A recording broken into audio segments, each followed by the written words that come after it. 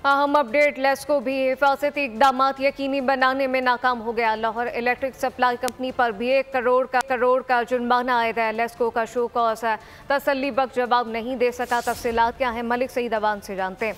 मलिक सईद, आगाह कीजिएगा।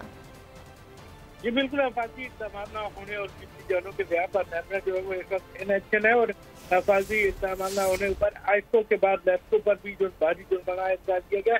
नेपरा ने लाहौर इलेक्ट्रिक सप्लाई कंपनी पर 1 करोड़ रुपए का जुर्माना आयद किया और अथॉरिटी को 15 रोज में जुर्माना मुतल्लिका बैंक में जमा कराने की हिदायत की गई है।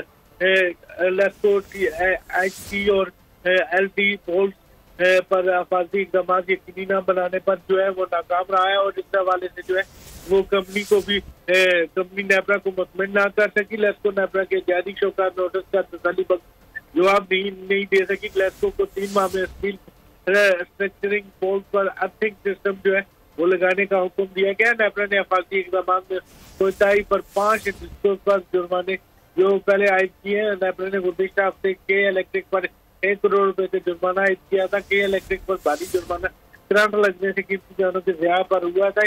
इसी तरह हिफाजती इकदाम न होने पर आइस्को पर भी 1 करोड़ का जुर्माना आयद किया गया था, जबकि गैप्को और फैक्सो पर भी 1 करोड़ रुपए का जुर्माना आयद किया गया था। जी मलिक सईद अवान, बहुत शुक्रिया।